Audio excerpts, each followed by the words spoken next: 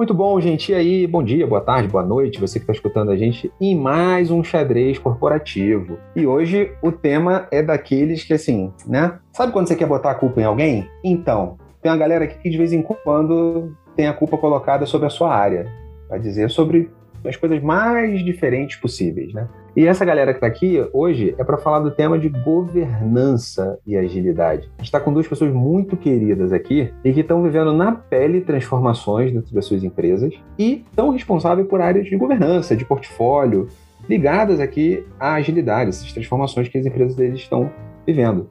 E para começar, né, nossa primeira convidada aqui é a querida Bárbara, que é a líder ali de portfólio, de governança ágil dentro da Whirlpool. O Whirlpool que muita gente não conhece, mas que provavelmente está na sua casa. Você não conhece o nome Whirlpool, mas você provavelmente tem algum eletrodoméstico Whirlpool na sua casa, se é que você não na sua cozinha inteira, certo? Conta aí pra gente, Bárbara. Muito bem-vinda. Obrigado por aceitar o convite aqui. Bom dia, boa tarde, boa noite. Obrigada, CFC, por esse convite. Oi, Alex. Prazer estar aqui com vocês.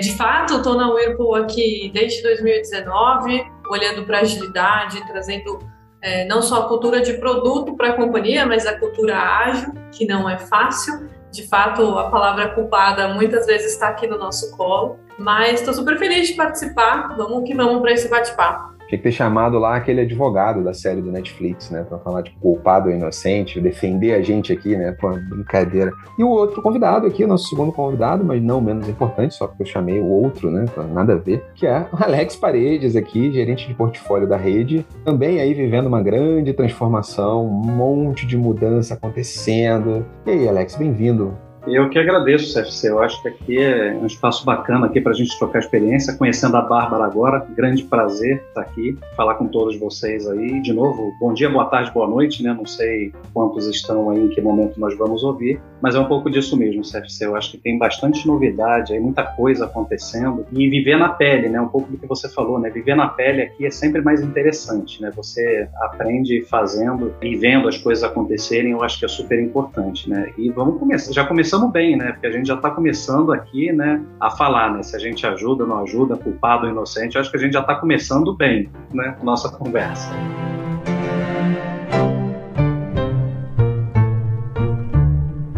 O conceito de estratégia, em grego, stratégia, em latim, estratégia, em francês, stratégie, o senhor está anotando?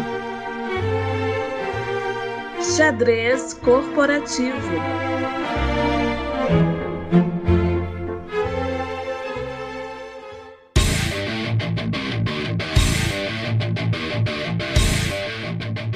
Dia desses eu ouvi, né, uma expressão, esse negócio de portfólio, negócio de governança, é só um PMO com nome novo, não é isso não? Não é tipo, puta, nome, né? Sempre aquela coisa de rótulo. O ser humano é um bicho sempre complicado, né? Adora rotular as coisas. E aí já começa aqui com uma pequena tretinha, né? O nome não ajuda muito, né? Quando a gente fala portfólio, fala governança. Vocês já viveram, gente, alguma dor aí de, tipo, chegou falando governança? Eu confesso aqui que a gente, um pouquinho antes da gravação, a Bárbara comentou que, tipo, já viveu o programa, trouxe o nome governança, já ouviu umas coisinhas, assim, estranhas quando falou de governança. Quer trazer, Bárbara, pra gente aí? O que rolou com esse negócio de nome? Não, é isso mesmo, assim, acho que quando a gente fala de agilidade, quebra de paradigma, a gente quer quebrar aquela cultura de comando e controle, né, quer trazer algo mais orgânico para dentro da organização, onde a gente fala de entregas incrementais, de sinergia entre pessoas, de conexão com times, de eficiência operacional, e aí a gente traz o nome governança. Governança tem um viés de controle, né? De governar algo. E é curioso como as pessoas torcem o nariz quando você fala de governança e portfólio. Mas peraí, você está falando que eu não posso controlar e você vem com a palavra governança? Então, desde já, assim, gera essas dúvidas, né? Mas, particularmente, eu trouxe o nome quando eu vim trabalhar na Whirlpool e foi bastante curioso porque gerou muita dúvida e todas as vezes que eu apresentava o nome do meu time eu tinha que justificar o nome do time. Hoje já é um nome aceitável e bem visto, acho eu, mas de fato gera um certo desconforto e até dúvida na cabeça das pessoas de do que ela está falando, né? E tem muito, né, Bárbara, eu acho que não sei se você passou por aí, mas aqui tem muito um pouco do passado também, né? Quando a gente olha, né, um pouquinho para trás aí, eu acho que realmente a gente pode ter passado em algum momento da vida aqui que, né, como você disse aqui, controles, né, eles eram muito fortes, né? É claro que, dependendo da situação aqui, a gente obviamente precisa ter algum guarda-reio aqui para poder, obviamente, sustentar qualquer operação. Mas hoje o mundo está bem diferente, né? Eu acho que nada como a gente viveu, pelo menos eu digo por mim aqui, eu acho que nada hoje é comparável ao que a gente passou. E é um passado, assim, não muito distante, né? Eu acho que do nosso lado aqui a gente tinha uma questão até um pouco mais hard, né? Com relação a controles, que hoje a gente consegue ter isso muito mais fluido, né? Eu acho que quando a gente está aqui no dia a dia, consegue ter essa comunicação um pouco mais assertiva com a turma, e a turma entendendo bem, né, o nosso papel. O papel está aqui para apoiar, está aqui para ajudar, né? Eu acho que tem um pouco disso, né? Mas sim, né, eu acho que às vezes para algumas pessoas aqui geram, né, alguma coisa, algum desconforto e tal, mas eu acho que do nosso lado aqui a gente tem conseguido evoluir bem. Eu acho que quando a gente olha para o mercado, a gente, né, falando com muita gente de mercado aí, vê que todos estão em franca evolução também, né? Eu acho que é uma agenda super positiva que a gente está vivendo a partir de agora, né? Eu acho que é um pouco disso, né? Logo nos primeiros episódios do Love the Problem, né, que é o nosso irmão aqui do Xadrez Corporativo, nosso podcast, a K21, a gente fala sobre gestão de portfólio tradicional, ser um castelo de mentiras, né? Aqui a querida Mária Zaparoli, o Rodrigo Toledo estavam aqui nesse episódio, e eu tenho que confessar, gente, portfólio, governança, eu já sofri. Eu nasci desenvolvedor, né? Comecei ali profissionalmente como desenvolvedor, eu já sofri. Que tinha uns controles, assim, uns verdes melancias, umas coisas assim que geram trauma, certo? É interessante ver que, de fato, uma série de artefatos, acho que a agilidade vem questionando o status quo, de fato, das empresas. Uma série de artefatos cai em desuso, ou a gente começa a questionar, assim, cara, por quê, né? Por que fazer? Fez sentido durante um tempo, mas não está fazendo tanto sentido hoje em dia. Mas o problema é que rótulos, às vezes, demoram um pouco mais a sair. E faz parte desse processo da gente trocar um pouco desses rótulos. Então, por exemplo, o rótulo burocrata foi um rótulo que eu preciso confessar, gente. Já chamei muita área de PMO, de portfólio, de governança, de burocrata, certo? Porque era antítese do que eu estava na minha posição, então, né? Estava ali como produzindo código, tentando entregar coisas, e eu estava sendo cobrado por fazer mais coisa, ou paralisar mais, ou faz 30% disso, 40% daquilo, 50% do outro, pô, mas eu sou um só, já deu mais de 100%, peraí. Não compartilha o recurso, né? Me chamando de recurso ali no final do dia. Então, como é que vocês usaram? Que estratégias vocês usaram ou vêm usando para trocar um pouco desse rótulo, gente? Eu queria ouvir de vocês. Assim, vocês estão em campo aqui, estão, digamos assim, mudando culturas, né, nas empresas que vocês estão. Como é que está sendo? Né? Acho que assim, parece, indo da linha dos rótulos, né? Assim, quando a gente fala burocrata, e de fato também passei por isso, CFC, acho que tem um lance que você quebra paradigmas, assim, e a gente fala de ser incansável e tal. Acho que a principal estratégia que eu trouxe é escutativa e adaptabilidade, assim. Eu acho que, por mais que a gente traga toda a teoria do mindset ágil, da cultura ágil, a gente precisa escutar também um pouco as dores do outro lado e não ser tão xiita no que a gente quer fazer. Acho que precisa ceder um pouco, entender um pouco o outro lado, sem perder de vista o que é essencial, né? A centralidade no cliente, as pessoas, a saúde no time, mas entender que em alguns momentos a gente vai ter que fazer a história do modelo híbrido, né? Que acho que é um pouco disso, assim, no sentido de ceder mesmo. E acho que a habilidade de... Como você faz isso, né? Gerando uma habilidade de influenciar as pessoas, de mudar o contexto, de falar as verdades claras, né? De deixar as intenções ali claras e, ao mesmo tempo, mover aquela área, aquele contexto, aquele time, aquelas pessoas de lugar. É um desafio grande, não é simples de fazer. Exige a coragem, né, de falar, de se impor, e às vezes a fala é dolorosa, é para um caminho de expor os problemas, mas é necessário. Mas ao mesmo tempo acho que a chave, assim, na minha opinião, é escutativo, porque quando você de fato está escutando ali sem nenhum julgamento, você consegue quebrar algumas etapas da burocracia e trazer um pouco da sua proposta de trabalho. Não quer dizer que é fácil, porque, de fato, exige ali a coragem e o fato de ser incansável. E insistente, muitas vezes, eu acho, né? Porque você tem que repetir inúmeras vezes as mesmas coisas.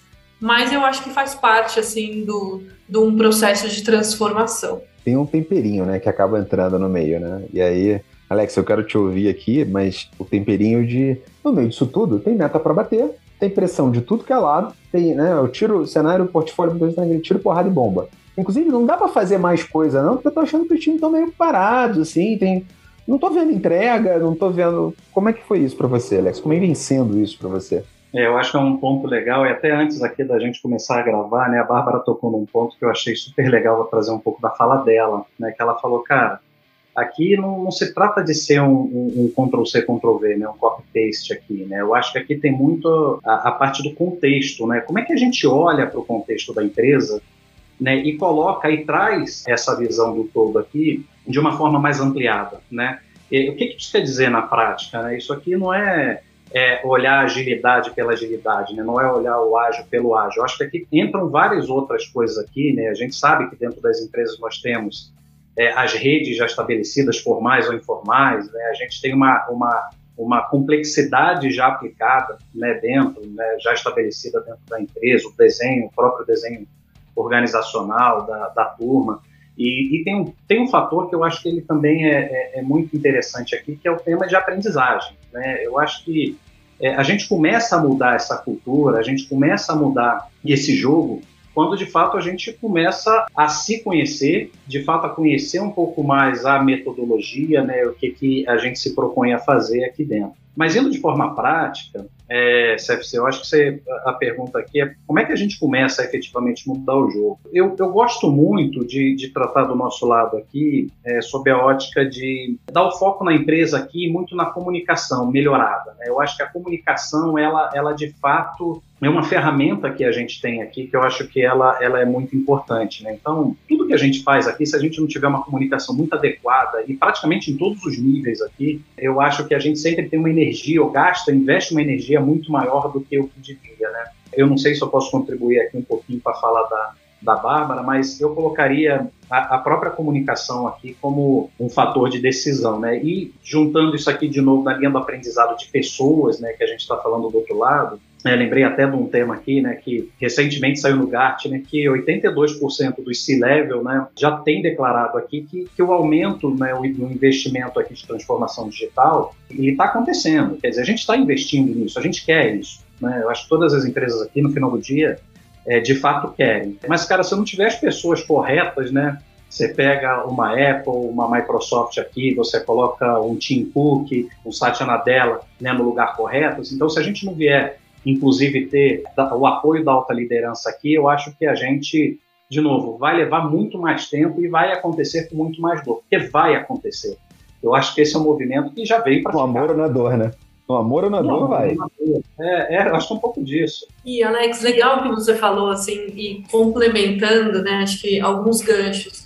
Quando eu olho sobre essa perspectiva de cultura e de pessoas e de transformação, eu vejo que acho que muitas empresas ou falham, ou desistem, ou fazem de mentirinha. Porque é difícil você fazer verdadeiramente essa transformação.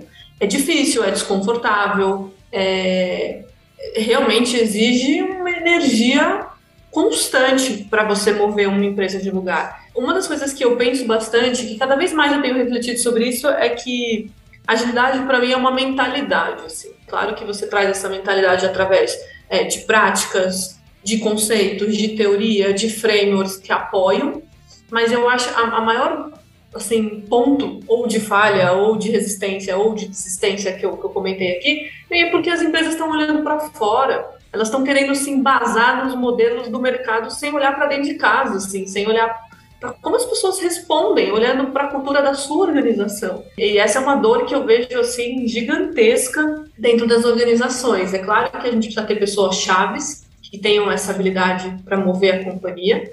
O C-Level é extremamente importante para apoiar e para conhecer o que se faz, inclusive com profundidade, para apoiar verdadeiramente, mas eu vejo também uma questão ali do middle management, né? O middle management não pode ser neutro nessa situação. E eu vejo que na maioria das empresas é neutro. E aí você tem um grupo de pessoas nadando contra a maré. E a neutralidade vem da resistência, ou vem do não quero aprender, isso não faz parte do meu contexto e vida que segue, né? E coloca ali uma venda nos olhos. Então... E às vezes inconsciente, né, Bárbara? Às vezes a resistência, ele vira um blocker natural dentro da empresa aqui, mas de forma, às vezes, absolutamente, de novo, sem querer, né, de novo, isso não faz parte do meu dia a dia, não é minha realidade, ele simplesmente esquece, né, assim. E parte da energia gasta passa a ser na parte educacional, de aculturamento mesmo, né? E é um pouco disso que eu vejo, assim, nas organizações. E essa evangelização aqui, ela é, né, Bárbara, acho que no nosso dia a dia, né? Com certeza.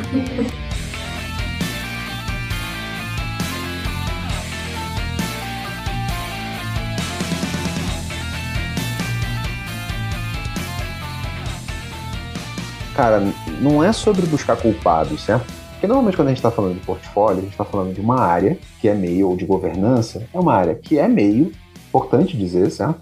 É aqui uma forma de costurar as diversas pontas que a gente tem na nossa empresa e criar uma visão um pouco mais sistêmica da empresa, mas é uma área que muita gente, aí você fala do middle management, né? Me veio logo à mente o porquê que muitos são neutros várias vezes. Porque a área de governança, a área de portfólio, ela passa a ser vista como um apontar de dedos, uma procuradora de culpados, um caminho que, putz, está longe de ser, certo? Pelo contrário, a gente está criando visão sistêmica. Por quê? Porque, cara, ao ampliar a visão, eu entendo aonde está meu gargalo. Só que aí ferrou, né? Porque não só você está apontando o dedo para mim, como você ainda está me chamando de gargalo. Porra, quer morrer, desgraçado? Uma coisa assim, meio, tá louco? Como é que vocês estão saindo disso, assim? Porque isso é fato, né? Nós, enquanto área que estamos enxergando todo, a gente vai encontrar gargalo. A gente vai ver problema. E a gente está trazendo o bode para a sala, não porque a gente está querendo morar com o bode, é porque, tipo, cara, a gente precisa ter discussões maduras e pragmáticas. Isso vai mudar a cultura no final do dia. Como é que está sendo isso, assim? Como é que, se quiser contar da empresa anterior, a pior situação que vocês já passaram, também pode, não tem problema. Gente, tudo aqui é sobre a empresa anterior deles, certo? Então, vamos lá. É realmente, assim, o ser chamado de gargalo é realmente doloroso e ser sempre a pessoa que, de fato, a área, né, que está ali expondo os problemas. Eu acho que tem uma coisa chave, assim, nesse contexto, que é a visibilidade, né? A dor é sempre sobre para quando e não estou vendo o que está acontecendo. E aí, assim, acho que a chave disso é, se você conseguir ter um equilíbrio em dar visibilidade e um pouquinho de autonomia, um pouquinho de espaço que vai te dar autonomia, já ajuda, já é metade do caminho. Eu acho que o grande ponto é que a gente equilibra tantos pratinhos ao mesmo tempo que muitas vezes a gente não consegue equilibrar o vamos fazer, vamos mover, vamos gerar resultado, vamos olhar para as métricas meios e dar visibilidade. E aí vem a dor, né, de as pessoas puxando a corda para um lado, puxando a corda para o outro, e às vezes essa corda enforca a gente mesmo. Então, acho que a grande chave ali é a história da visibilidade, que não é fácil, porque dar visibilidade não é mostrar o que o C-Level, a liderança quer ver. O aspecto da agilidade é, de fato, expor os problemas e mostrar, inclusive, quando as métricas não estão boas, quando a liderança está mais atrapalhando do que ajudando. E até isso é difícil, né? Porque você precisa dar visibilidade, mas você precisa dar visibilidade do jeito certo, falando as verdades. Como você faz isso sem perder o engajamento, sem gerar um ruído, sem procurar um culpado? Acaba virando um problema, né? Eu acho que tem um aspecto legal aqui, né, Bárbara? Que todo mundo quer ser ágil, né? Mas ninguém quer correr risco. É o que a gente normalmente vê acontecer aqui. Mas, até pegando um gancho do que você falou, é legal que também é muito comum a gente ver a turma brigar com números, né? Então a gente normalmente traz os números, você faz uma gestão por indicadores aqui e aponta, né? E aponta no sentido de, puxa, vamos resolver, né? De novo, sempre olhando para frente, a gente não quer olhar para retrovisor. Então a gente vai lá, coloca, fala, gente, olha o que a gente está entendendo aqui, a gente falou de gargalos, né? Então a gente vai lá, puxa, consegue mapear, consegue entender onde é que está o gargalo aqui, mas quando a gente, né, coloca, a gente tem a tendência, normalmente a gente vê uma tendência clara aqui da gente brigar com o número, né?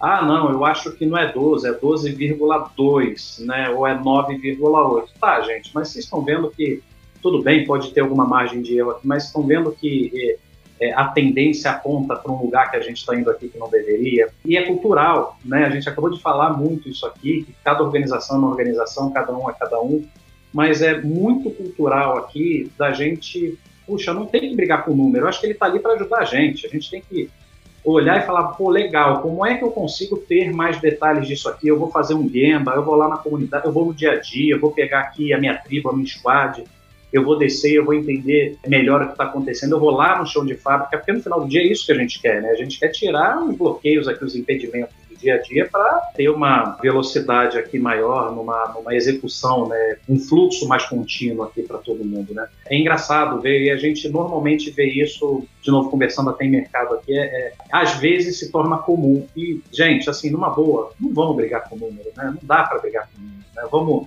usar ele aqui como amigo, né, para a gente poder dar um passo para frente aqui, que eu acho que isso é super importante. Tem uma coisa muito legal nisso, Alex, que isso é um fenômeno que a gente viveu junto até, né? Vou confessar uma coisa para vocês, gente. Logo no início, quando eu comecei a trabalhar com o Alex, teve uma conversa muito legal, eu lembro até hoje da expressão dele, quando a gente começou a falar de fluxo, e a carinha que ele fez de, tipo, sabe, cara de queda de ficha, por ter os indicadores, cara, todos os indicadores de fluxo, tudo ali, mas exatamente nessa questão da comunicação, que foi um item que ele falou, a ficha que caiu de que como a gente podia comunicar muito melhor os indicadores de fluxo, de deixar mais claro o gargalo, inclusive tirar o modelo mental de boa parte das pessoas que queriam cobrar hora, ou queriam olhar executado, e não, de fato, o que eu realmente entreguei. E se eu entreguei, gerou resultado, teve aprendizado, certo? Agilidade como essa alavanca, de fato, de gerar aprendizado. É verdade, não foi, né? Na verdade a reflexão foi boa, ela foi nocaute, né? Vamos deixar claro aqui para a Bárbara e para todo mundo que está ouvindo, foi uma reflexão super boa ali, né? E é um pouco disso, né? Melhoria contínua, aprendizado contínuo aqui. CFC foi... E ali foi uma mudança, né? Voltando ao tema aqui, eu acho que na nossa conversa ali, só para contextualizar para a turma, a gente estava numa jornada de aprendizado e de fato mudar algumas coisas, alguns paradigmas nossos aqui, inclusive, né?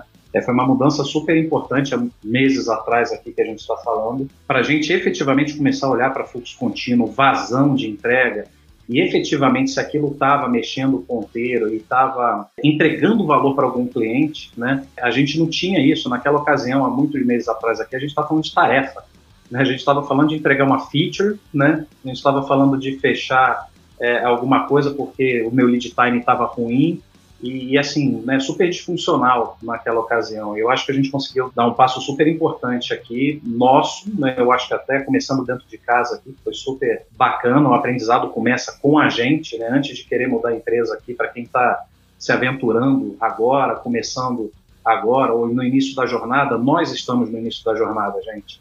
E assim, começa com a gente, né, eu acho que começa com a gente esse primeiro passo aqui, te agradecendo aqui, foi ótimo, né, foi uma conversa muito boa lá. E eu acho que é uma coisa que eu sei que vocês dois praticam, né? Vocês dois montaram as áreas, os times de vocês, e experimentaram dentro do próprio time as ferramentas que vocês estão falando com os outros. Então, quando a gente fala de OKRs, quando a gente fala de gestão de fluxo, quando a gente fala, tá, mas eu não estou falando e tentando ensinar para a empresa uma coisa que eu não vivi dentro de casa, certo? Educar o meu próprio time, tentando criar um portfólio mais estratégico, mas também vivendo dentro de casa as dores de uma cultura, porque afinal de contas você não está desconectado da empresa, certo? Você também é seu time, você também tem todos os aprendizados e mudanças. Bárbara, eu sei que você também teve ali uma jornada, você falou agora há pouco, de ter um portfólio atuando mais de estratégico, de fato colar no negócio, de estar ali, cara, jogando como um time único, não tem essa de ser TI, ser portfólio, ser negócio, ser área A, B, C, D, né? Operações. Você tem um contexto, inclusive, de indústria, que é um contexto,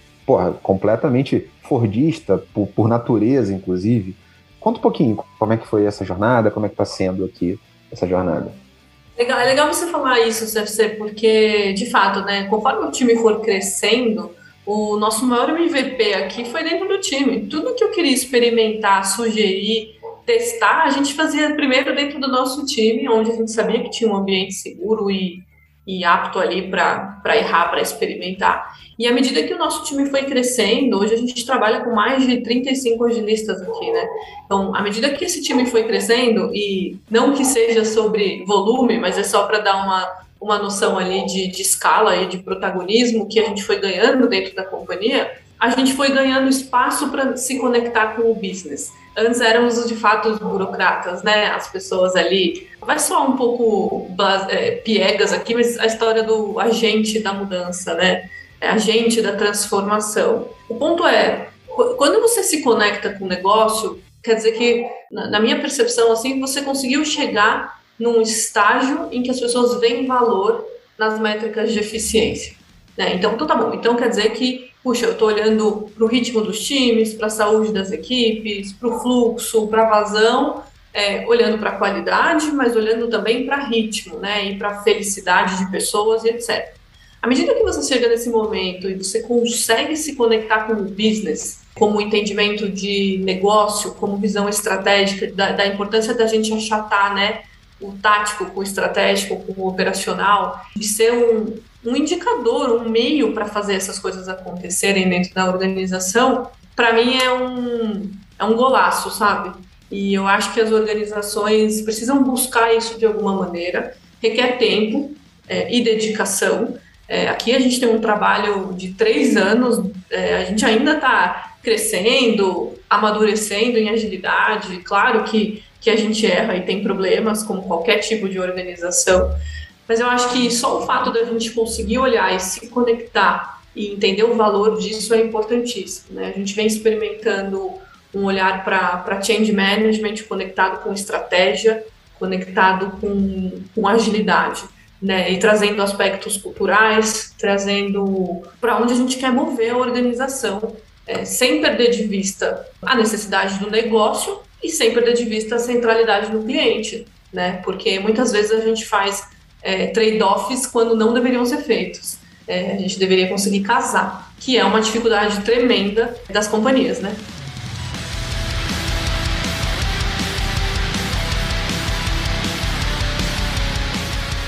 O Alex agora há pouco estava falando sobre entrega de tarefas, e aí agora você trouxe a questão do cliente.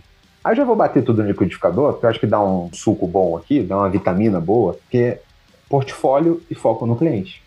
Se a gente quer ser um portfólio mais estratégico, está mais colado no negócio, mas ao mesmo tempo, a gente, enquanto portfólio, é um facilitador, certo? Enquanto governança, está facilitando. A gente não é dono da demanda, da iniciativa que vai ser feita. E foco no cliente é aquele negócio que é muito bonito na propaganda. Mas que é difícil de fazer. Dói.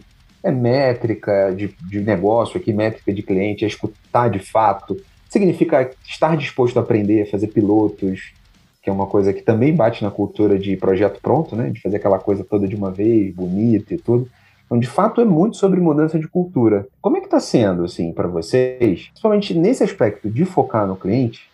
Mas quando eu olho para boa parte dos itens que estão lá no meu backlog, do que estão executando, que eu estou passando em várias empresas, dá um certo desespero, que você olha e você fala, pô, tá lá bonito, tem um adesivo bonito na parede, foco no cliente. Agora não é adesivo na parede, certo? Agora é no Zoom, é no Teams, é no Google Meet, está lá atrás, no fundo, centralidade no cliente, etc. Aí quando você olha, o meu cliente às vezes está com dores básicas que eu tenho.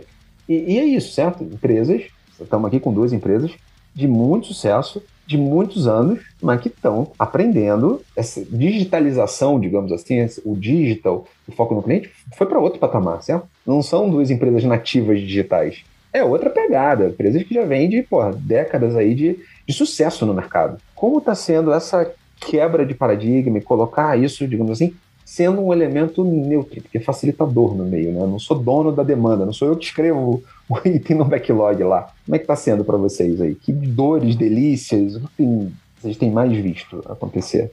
O gerenciamento estratégico, como a gente disse, é sobre resultado, né, CFC? Não é sobre tarefa, né? E resultado é o que é mexer na agulha no final do dia. Olhar para os nossos OKRs aqui e saber exatamente, né, o que eu estou fazendo no meu dia a dia aqui, o que eu estou influenciando enquanto resultado da empresa, né? Eu acho que tem 2 aspectos aqui que talvez eu possa contribuir, que é... O primeiro é como é que a gente começa tudo isso aqui, né? Como é que eu começo a guiar esse desdobramento estratégico aqui na parte mais importante do problema mais importante, né, do cliente mais importante, né?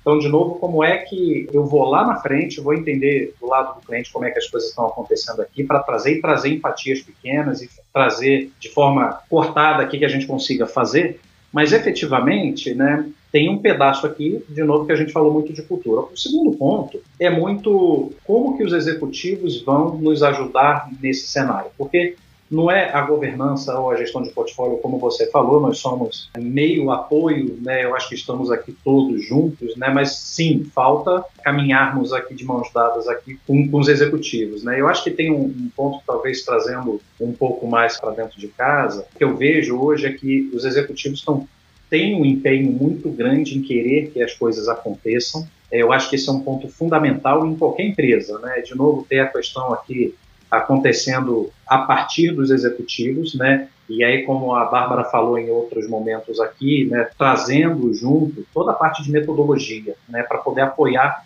e fazer com que isso aconteça, né? E eu acho que esse aspecto aqui de ir junto, né, ir de turma, aqui, ele é super importante, né? É a quatro mãos.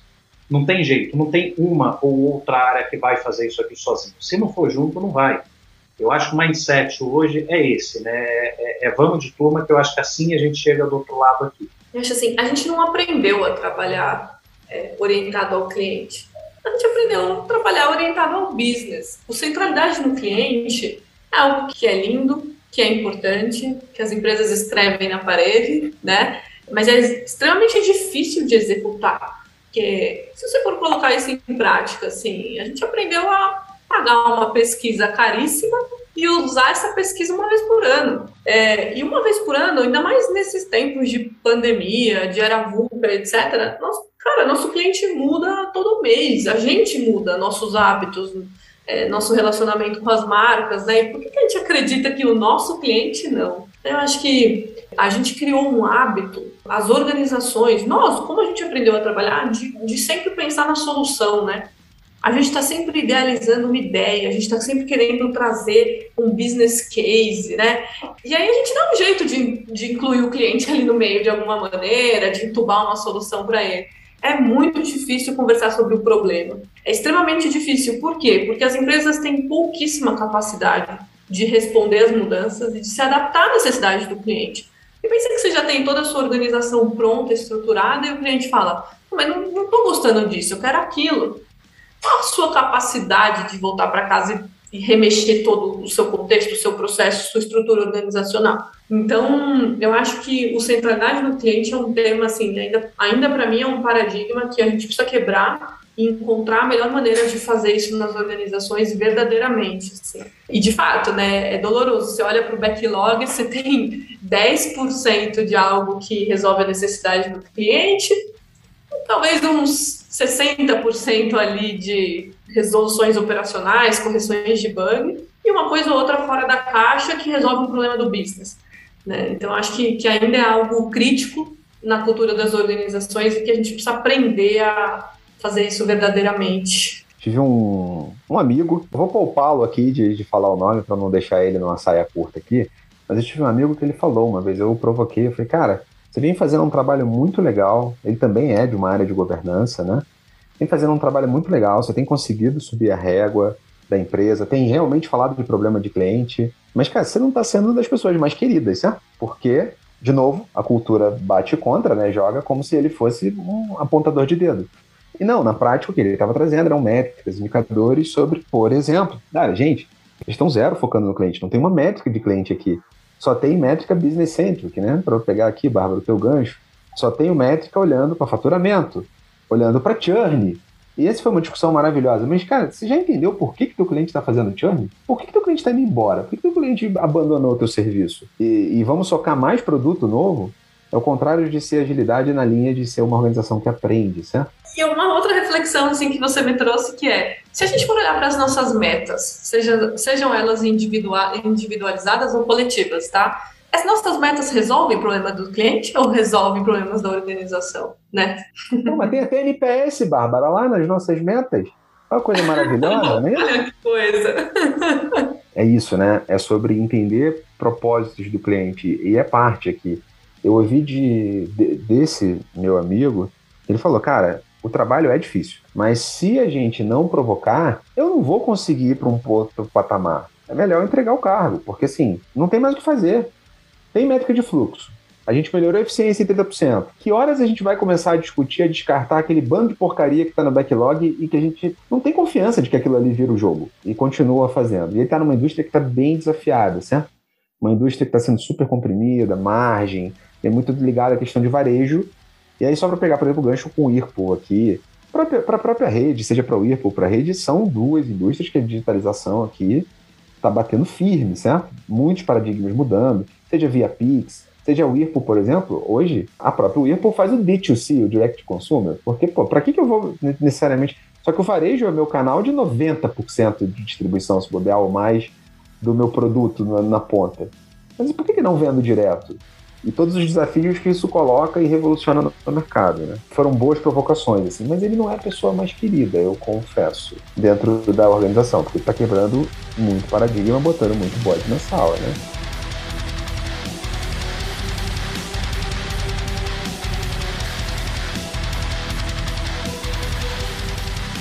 Mas aqui puxando para um caminho de volta, para não botar vocês na treta, eu não vou nem pedir para vocês comentarem, porque eu não quero fazer isso com vocês.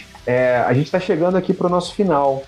E dentro desse conceito de governança, de portfólio, eu gosto muito de usar a expressão, já que o pessoal de produto fala tanto de MVP, eu gosto muito de provocar o que a gente está construindo e o que a gente tem usado para construir o nosso MVB, que é a mínima burocracia viável, né? De alguma forma.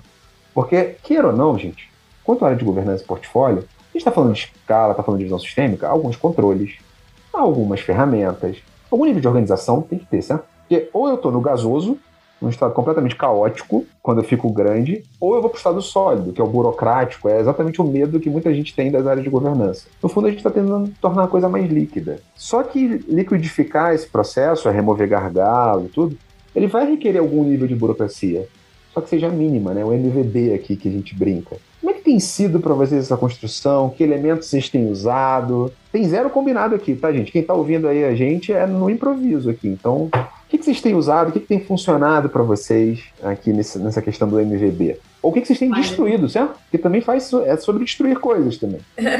De fato, assim, acho que de bate-pronto, assim, algumas coisas que eu penso acho que o primeiro é construir as coisas de forma coletiva. Então, de novo, né, eu falei sobre visibilidade, sobre escutativa, construir com o time e não para o time, trazendo as pessoas que estão ali sofrendo no dia a dia ou tendo várias ideias para a gente desburocratizar. Eu acho que tirar a necessidade de padronizar conceitos, fluxos e propostas, assim, é muito mais no sentido de dar o direcional e encontrar o melhor caminho. Eu vejo muitas empresas ou áreas com a necessidade de padronizar as coisas e acho que isso só enrijece ali o sistema. Acho importante ter um espaço para criatividade ali, de um nosso criativo, porque é dali que saem as melhores ideias. Ai, meu Deus, uma área de governança falando sobre ócio. Ai, meu Deus, olha aí, olha a visão de fluxo. Fluxo 110% ocupado não é fluxo, certo, gente? Vejo o mundo novo. Eu estou concordando com a Bárbara aqui, hein? Você viu? É exatamente isso, assim, eu acho que como você traz uma informalidade, né, para um processo ali de governança, a ponto de que todo mundo tem voz ativa, de que a gente pode escolher o melhor caminho. Inúmeras vezes aqui na área a gente errou o caminho e falou, cara, não é nada disso, assim, colocamos em prática e deu errado e volta e vamos refazer. Exercitar o que a gente prega, né? Exercitar a experimentação, o se adaptar, as mudanças, a colaboração, enfim, não é fácil realmente, mas eu acho que, de fato, com o espírito coletivo, verdadeiramente, e informalidade no sentido de que é sobre as pessoas, sabe? É sobre as pessoas que estão ali. Que se a gente conseguir fazer um processo eficiente, que as pessoas estejam satisfeitas, felizes, e o ritmo, enfim, esteja saudável, o resultado ele vem. Acho que mais do que você ficar rabiscando em papéis 1 milhão de ideias e caminhos. Morte ao PowerPoint, uhul! Não, eu acho legal que quando a gente fala de burocracia, né, é engraçado porque voltando, né, no tempo aqui, a burocracia ela é muito forte para que a gente talvez não faça algo errado, né, mas no final do dia, a burocracia, às vezes a gente implanta ela por causa de um ou outro, né, que fugiu um pouco daquilo que estava previsto, né, então eu gosto muito de indo nessa linha aqui, né, eu acho que tem um tema que normalmente a gente separa muito aqui, que é a autonomia, né, a gente fala muito autonomia. Eu não sei particularmente se a autonomia é a melhor palavra ou se talvez a autonomia fosse empoderamento, né? Porque autonomia você pode fazer o que quiser, quando quiser, e, cara, se fez ok, se não fez ok também. Isso é autonomia, né? Eu acho que muitas vezes, Alex, A autonomia vira rebeldia, né? É confundido com rebeldia. É isso, né? Então, e aí eu estou conectando isso com burocracia, tá? Né? Porque às vezes a gente tem autonomia, a gente dá autonomia, né? E, puxa, mas tem que ter uma burocracia para poder fazer o guarda-reio ali no final do dia. Mas trazendo isso, né, separando um pouco os assuntos aqui, primeiro ponto, CFC, para sair da burocracia, a gente tem que empoderar as pessoas, de fato, para elas fazerem, só que tem uma duplinha que eu acho super importante, normalmente a gente esquece, que se chama responsabilização. Responsabilização não é mandar ninguém embora, não é nada disso, gente. Responsabilização, assim, você tem um empoderamento, de fato, para você tocar o dia a dia, para você fazer o que você precisa aqui, mas, cara, você precisa ser responsabilizado, porque a gente tem, no final do dia aqui, isso é uma empresa, a gente tem uma entrega, tem um cliente lá fora que está dependendo da gente, e, cara, sim, a gente precisa ter responsabilidade com ele. É ele que paga as nossas contas ali no final do dia, né? Quem é mais nerd, quem já viu Homem-Aranha, deve lembrar do Tio Ben. O Tio Ben ele fala uma frase que é clássica: com grandes poderes, vem grandes responsabilidades. Mas é que essa parte da responsabilidade dói, né? Pô, vai eu ser culpado? Não, de novo, sai da linha da culpa, caceta. É mais gostoso, é mais prazeroso. Você vai errar no meio do caminho e vai aprender. Bora, só vai, né? Só vai. E é isso, né? Mas eu acho que a gente sempre esquece da responsabilização. Então, o empoderamento, e eu costumo dizer isso aqui para dentro, né?